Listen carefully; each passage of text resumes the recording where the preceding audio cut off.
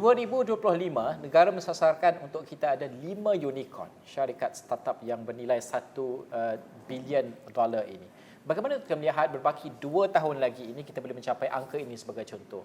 Kita faham setiap tahun ada dokumen tahunan belanjawan ini yang memperuntukkan dana untuk beberapa agensi dan sebagainya untuk memberikan fokus kepada startup dan banyak perkara yang lain. Kita lihat juga melalui pembentangan belanjawan 2023, usaha ini juga dilipat gandakan dari segi nilainya, dolar dan sen, dan juga nilai itu sendiri melalui agensi-agensi yang terlibat. Bagaimana kita melihat, adakah ia cukup untuk menyokong setiap usaha kita untuk tahun ini bergerak ke tahun 2024 sebelum mencapai tahun 2025? Pelbagai perkara yang ingin kita laksanakan. Sebagai contoh, apabila diumumkan pada semalam untuk kita melihat bahawa Malaysia akan dijadikan hub untuk startup di peringkat serantau ini, apakah resepinya? Kerana pertama sekali kita faham apa cabaran kita. Kita juga sudah tahu apakah solusi kepada perkara tersebut dan bagaimana untuk kita mempunyai satu adalah iltizam politik dan kedua adalah bagaimanakah kesemua ini perlu digabungkan untuk kita mencapai dan menyelesaikan permasalahan dan cabaran yang kita hadapi. Saya bersama dengan Ketua Pegawai Operasi MEFCAP, Nur Amy Ismail bersedia pada ketika ini. Terima kasih kerana bersama dengan kami pada kali ini untuk pantau belanjawan.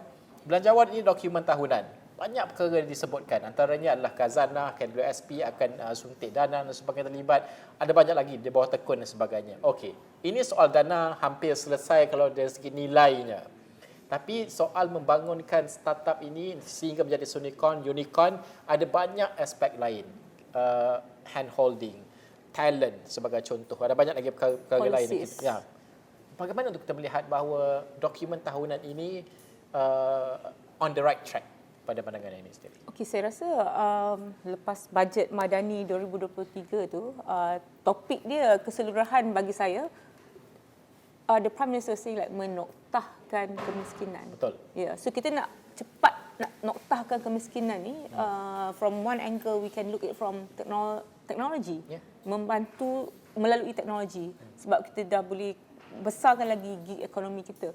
So saya mengikut dengan sangat rapat dan juga berbincang dengan rakan industri. Khazanah, they have actually started working once the announcement being made masa the budget tu. Kita dah ada banyak underground work yang kita buat dengan Khazanah. They have the muscle. So kita perlu bekerjasama dengan diorang juga bekerjasama dengan kita. Bukan dengan kita saja. Ada banyak agensi yang bawah MOSTI seperti Cradle, KMP. Kita banyak agensi yang memang bersedia untuk membantu. Macam Najib cakap tadi, untuk dari segi funding tu mungkin kita dah berubah naik satu tangga sebab kita ada duit tu. Tapi macam mana tadi one of our Kido Care itu dia cakap kita tak nak lahirkan grant terpenuh, orang yang dapat grant sahaja. Itu memang kita patut elakkan sebab kita nak cepat ni melalui teknologi. So, saya suka tengok apa what Khazanah is doing. They are actually making the ecosystem play for VC ni semakin besar daripada pre-seed sampailah Series B dan seterusnya untuk kita latih dan kita bawa sambut tangan unicorn kita ni ke dapat sampai 1 bilion yang Nadik cakap tu. So ada pergerakan. Melihat kepada sambutan untuk bantuan juga di peringkat swasta sebagai contoh. Kerana ada yang melihat bahawa startup kita ini industrinya terlampau bergantung kepada kerajaan sebagai contoh. Bagaimana ini boleh diimbangkan dengan penglibatan sektor swasta? Ini kita pelajari di Silicon Valley, negara lain sebagai contoh. Kita nak emulate benda contoh-contoh amalan terbaik ini. Bagaimana ini boleh dilaksanakan? Mungkin tidak mudah, bukan overnight orang kata, tapi ada langkah pertama yang perlu dilaksanakan. Kami di MEFCAP sebenarnya di Malaysia ni 2/3 funding untuk venture capital modal teroka ni daripada government. So kita dah memang banyak bekerjasama dengan private tapi tetap tidak cukup. We have people like Aziata with us, lepas tu kita ada Khazanah juga, kita ada Sunway. Tapi kita perlukan lagi untuk kita besarkan fund kita tu. Tapi bagi saya diorang investors, diorang private company. So nak letak duit tu 90 startup macam kita tahu akan gagal. 3/4 dan 90%. So kalau duit kita sendiri, kita berani ke tak? So macam mana kita nak encourage the interest for them to come and be part of us? Memang ada, tapi again tak cukup dan tak cukup besar. So solusi-solusi ni mereka yang pakai. So tapi berani ke tak?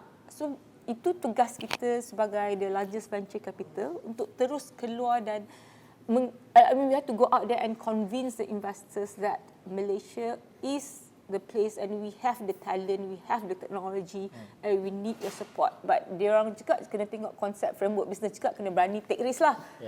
Kena berani take risk, tapi dia kena ada risk yang boleh di manageable sebab kita faham diorang juga ada shareholders dan semua benda tu. Ini yang best risk appetite ni, selera risiko diorang ni, sebab biasa mereka dah adalah playbook diorang ni, apa risikonya dan sebagainya. Kita faham, itu memang kita faham. Tapi seperti juga ada perbincangan kita sebelum ini mengatakan bahawa ini industri baru sebagai contoh.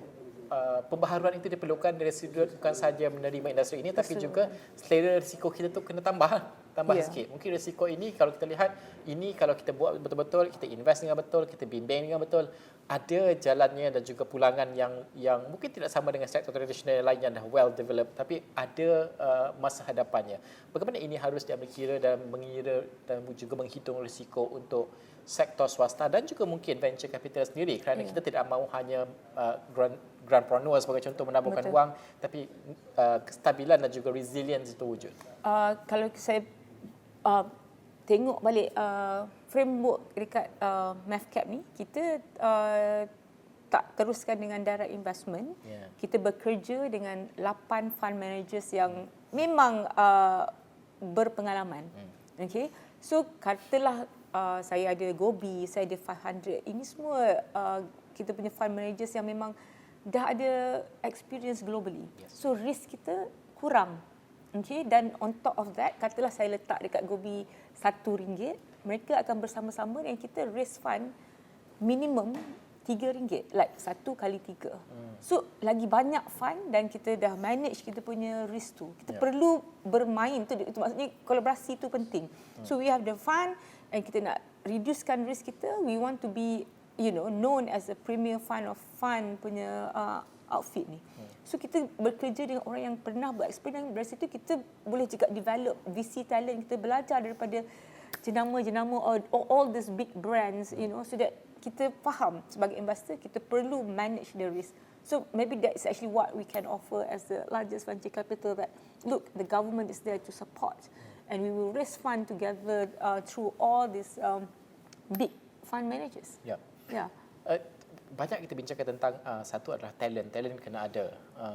Dalam Malaysia bukan tidak ada talent pun ada. Tapi ada kalanya kos itu terlibat dari segi memilih talent sebagai contoh. Ada juga yang membandingkan dengan talent ataupun bakat di peringkat serantau ini, dan kalau bercakap soal startup ini lagi mudah. Kadang-kadang mereka nomad pun dah boleh, tak perlu mengambil pekerja tempatan. Orang yang bekerja di kawasan lain pun boleh bekerja dengan mereka sebagai contoh. Tapi kita juga nak ada kesan sosialnya kepada masyarakat kita. Secara langsungnya sudah pasti mewujudkan peluang pekerjaan tersebut. Bagi MAVCAP sendiri, bagaimana penilaian keseluruhan ini dilakukan? Kerana kita faham ada konsep perniagaan itu yang mungkin penyelesaian kepada masalah sosial itu tidak sebesar perniagaan yang lain. Tapi kita mahu ada juga menyelesaikan masalah. Kerana ini yang dilakukan kebanyakan startup di Indonesia sebagai contoh. Kerana mereka ada masalah banyak cabaran sosial, dan kebanyakan syarikat startup ini menyelesaikan cabaran sosial ini sehingga mereka boleh kekal berdaya tahan untuk jangka masa yang panjang mungkin. Saya setuju. Sebab in the world, the latest report saying that there's actually 2.281 trillion of fund for impact investment. So impact ni dia bukan tengok daripada segi satu ekonomi saja. So dia ada E, environment, S, social and G, governance. So kita S kita ni agak kuat ya, sebab kalau you tengok tadi investors company kita ada Durio, education, Pandai, education, and then Kidocare, membantu memberi peluang kepada kita pekerja-pekerja wanita, ease the burden for them. And then kita ada Droppy yang bantu all the SMEs put their things and sell.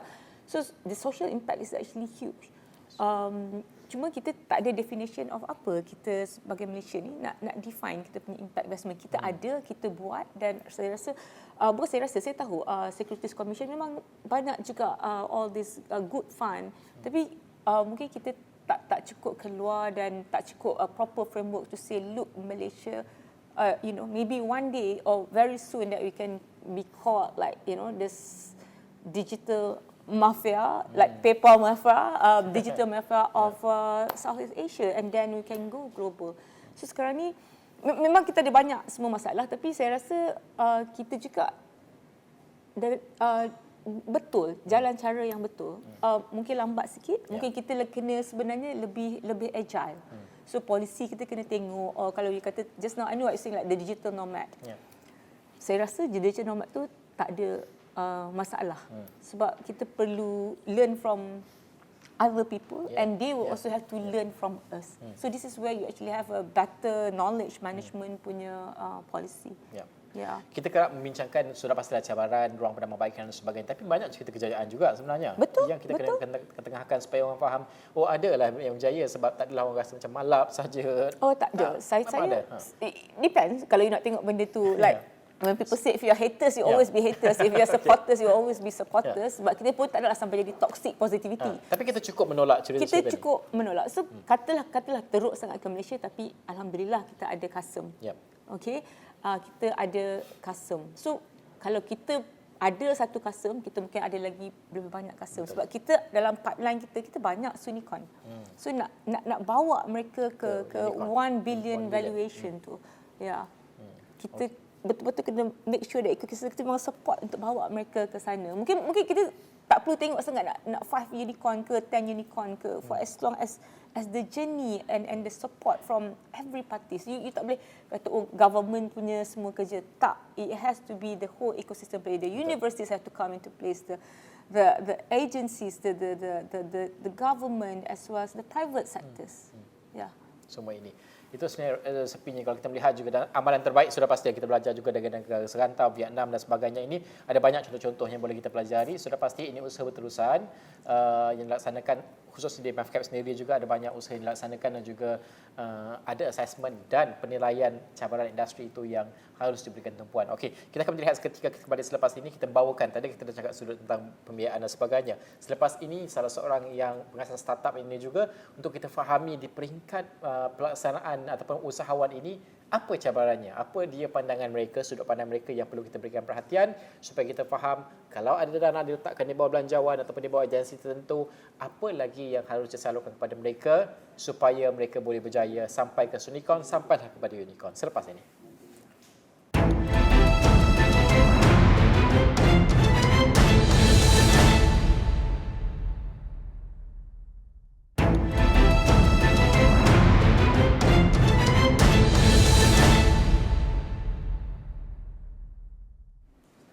Pantau belanjawan, kita ingin melihat semula apakah yang dilalui oleh startup ini sendiri di peringkat mereka. Kerana kita tadi dah bincangkan, ada dananya, ada yang diperuntukkan oleh belanjawan sebagai contoh, dan juga ada yang boleh kita laksanakan lagi dari segi bentuk polisi dan juga dasar. Tapi apa realitinya di peringkat usahawan startup ini? Saya bersama dengan salah seorang pengusaha startup ini, Khairul Anwar Muhammad Zaki, Ketua Pegawai Eksekutif dan juga pengasas Pandai, bersama dengan kita pada jam ini. Terima kasih kerana bersama dengan Pantau Belanjawan.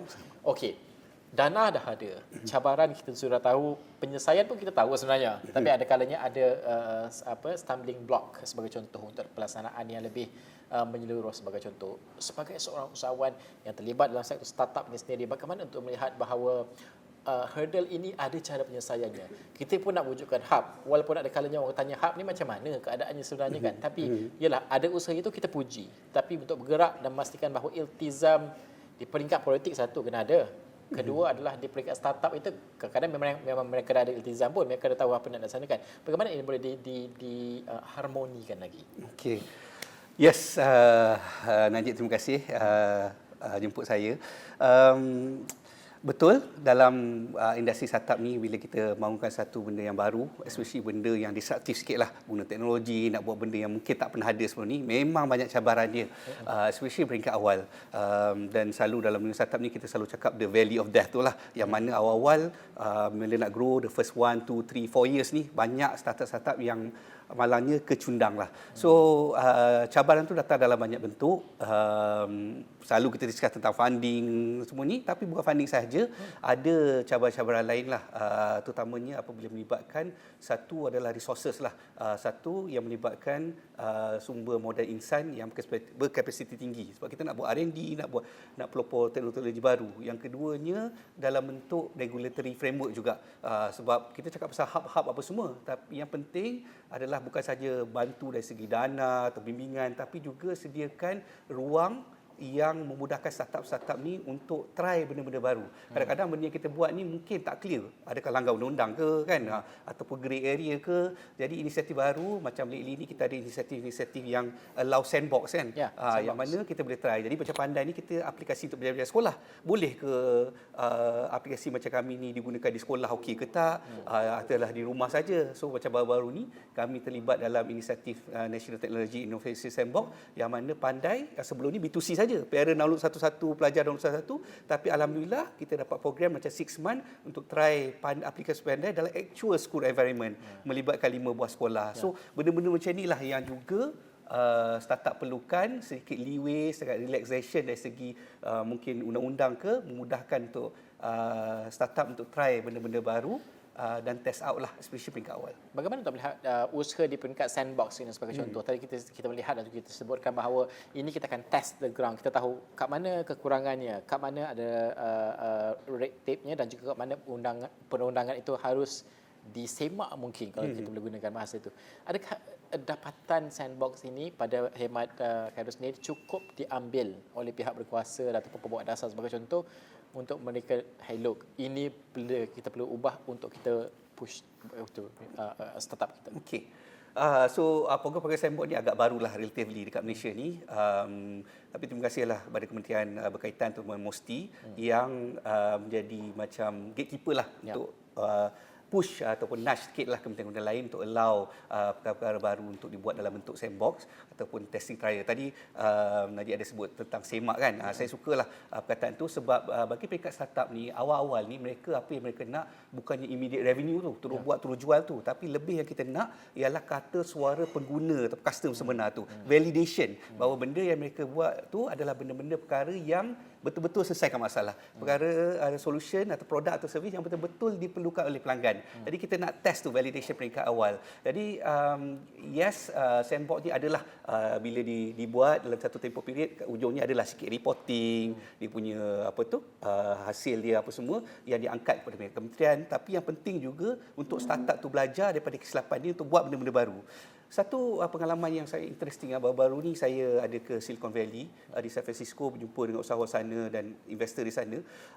Yang berbeza sikit satu yang saya rasa interesting ialah dekat sana suasana pelaburan tu dia mature kan, sebab dia dah tengok pulangan bertahun-tahun kan. Yang mana bila ada orang sekumpulan anak muda yang nak buat satu startup baru, satu of course valuation dia tinggi, dia cepat, investment dia cepat, tapi yang interesting kan bila dia invest kan, dia bagi peluang untuk usahawan tu mulakan satu benda baru. Contoh ada rakan saya, dia dapat $500,000 for 10%. Valuation dia $5 million lah untuk buat satu benda yang baru dalam industri spesifik tertentu. Dia buat, kemudian dalam masa 4 bulan, 5 bulan dia sedar rupa-rupanya industri yang dia solution yang dia buat tu tak kena dengan customer dia. Customer tak perlukan servis dia buat. Dia sedar benda tu. So dia pergi balik kepada investor, dia cakap, benda ni cannot go anymore. Saya ada balance mungkin $250,000 ke $250,000 ke, dia pulangkan kepada pelabur dia kata okey tak apa ni. Kemudian yang menariknya 2-3 bulan lepas tu dia ada idea baru totally unrelated tau dalam industri lain. Lepas tu dia boleh dapat $500,000 for 10% lagi sekali. Dia adalah failed entrepreneur, orang yang dah tak berjaya the first round tu kan, tapi dia boleh dapat investment dan investor pula datang daripada investor yang sama. Dia dah buang duit lah daripada investor tu, tapi bila datang ke investor tu dengan idea yang sama, dia dapat peluang sekali lagi. So statistically second time founders ni dia dah belajar dari kesilapan dia dah tahu what not to do. Mungkin dia dah belajar macam how to build team, how to grow in early phase dan sebagainya. So saya rasalah bila kita bercakap tentang challenges peringkat awal ni, fail entrepreneurs pun kena diberi peluang sebab walaupun mereka gagal, mereka dah belajar sikit banyak. So geran-geran kadang-kadang kita bagi pada orang tua dia terus kena blacklist. Padahal mereka ni ada build knowledge. Ada tahu kalau kita bagi second time, insya-Allah mungkin peratusan nak berjaya tu tinggi sikit. Ya. Bagaimana ini harus diambilkan perhatian? Sebab tadi saya bincangkan tentang bagaimana ini kebergantungan kepada aspek kerajaan dan sebagainya itu tinggi. Kita nak melibatkan sektor swasta, tapi sektor swasta ini ada selera risiko dia, bukan sahaja untuk mereka labur dan sebagainya.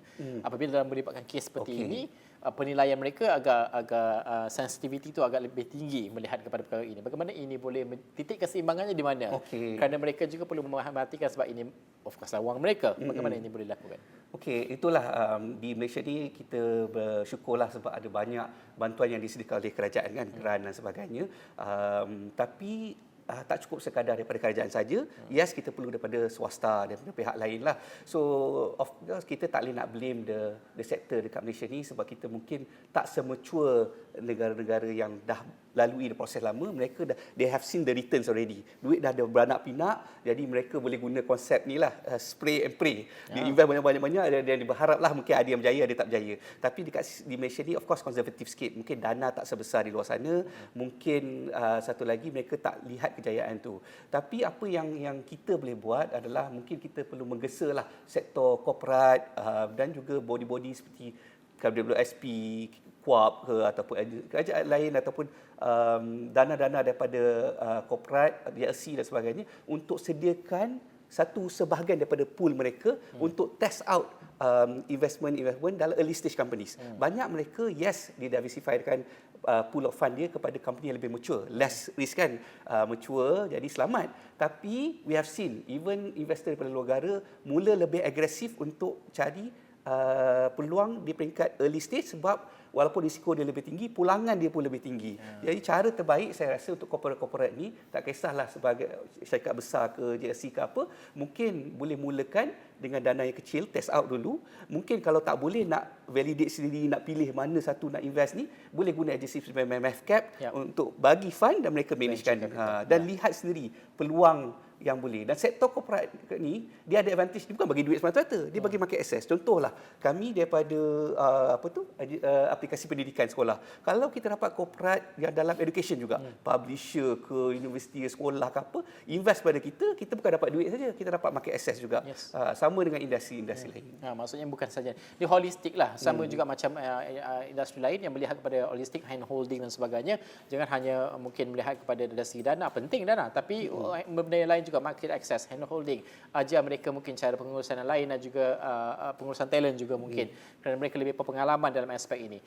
Itu antara perkara yang boleh kita saksikan. Sebelum ini saya berbincang juga dengan seorang startup ini mengatakan bahawa kalau sebuah startup itu yang ingin melaksanakan perniagaan mereka atau mengembangkan perniagaan mereka, pasaran Malaysia mungkin menjadi cabaran kerana populasi kita. Tapi yang startup ni kata dalam temu bahasa saya adalah ini bukan soal populasi. Ada kalanya beberapa startup itu dia soal purchasing power itu. Membezakan kerana Malaysia dan Indonesia sebagai contoh, diberikan contoh Malaysia dan Indonesia. Ya, populasi ramai tapi purchasing power Malaysia lebih tinggi katanya. Bagaimana ini harus dilaksanakan dengan lebih teliti dari segi penilaian sebelum sesebuah startup itu membuat keputusan ke mana mereka ingin venture dan apakah mungkin cabaran sosial yang mereka ingin fokuskan sebagai contoh. Bagaimana ini boleh dilaksanakan dalam keadaan semasa? Saya tahu ada dah, tapi untuk memastikan bahawa ini ada supaya sustainability itu ada. Okey, itulah seperti mana kita sempat borak tadi belum sesi kan. Ada di Malaysia ni kita actually ada advantage lah, kita privilege lah. Ramai kadang-kadang kita rasa kita ni population terlalu kecil. Kalau tengok dalam map tu Malaysia ni kecil je nampak kan. Tapi kita ni padat. So population wise kita ni top 35% in the world kan. Rasanya kita 43rd in the world in terms of population, 33 million or so population. Dan berbeza dengan negara lain, kalau di Indonesia, yes 270 juta penduduk kan, tapi mereka scattered, mereka terbahagi dengan pelbagai jenis bahasa dan sebagainya kan, dan ekosistem mereka belum semula, purchasing power pun lebih rendah berbanding dengan Malaysia. So kita multilingual tapi kita rata-rata semua bercakap English. Jadi di Malaysia ni adalah satu ruang yang sangat baik, satu tempat yang sangat kondusif untuk mulakan sebarang bentuk perniagaan. Jadi berbezalah mindset dia. Kalau tadi kita borak, kalau di Indonesia, dia start dia dah tahu dah, dia dalam kapau negara dia pun dah jadi unicorn dah, kan, dia jadi besar dah. Sebab penduduk sangat besar kan, top 5 in the world. Tapi kalau di Singapura, dia opposite extreme pula kan. Dia negara dia kecil, Jadi founder-founder startup sana from day one dia tahu dia kena global. Dia tahu from day one dia buat solution yang untuk negara-negara lain. So Malaysia ni kita tengah-tengah. Tapi penduduk kita tak kecil, kita ada purchasing power dan adoption dari segi teknologi, payment dan sebagainya. Contohnya credit card di Indonesia mungkin sekadar 3-4% je penggunaan. Di Malaysia hampir semua orang ada account bank dan sebagainya. Jadi mudah sebenarnya kita nak mulakan bisnes. So tak kisahlah kita punya impian sama ada nak takluk dunia ke, nak start bisnes kecil-kecilan, Malaysia adalah tempat terbaik, kita ada ekosistem yang baik. Of course, banyak ruang boleh diperbaiki, tapi lepas tu boleh keluar negara. Macam kami di Pandai, alhamdulillah walaupun baru mula sekitar 2020, tapi sekarang dah launch di negara-negara jiran juga. So, kita rasa possible lah benda ni untuk dibuat. Kalau startup yang menonton pada ketika ini yang ingin belajar dan sebagainya boleh cari Khairul untuk belajar. Belajar sama-sama. Belajar sama-sama. InsyaAllah ada cabaran seperti yang sebutkan tadi, ada juga ruang penambahbaikan. Ini memang biasa. Cuma kemahuan kita itu untuk ditambah baik dan juga kerjasama. Ini yang kita ingin laksanakan daripada pengumuman pewujudan hub tersebut dan juga kerjasama agensi tersebut. Okey, sekian saja untuk pantau belanjawan untuk jam ini. Saya Najib Arif. Assalamualaikum dan salam hormat.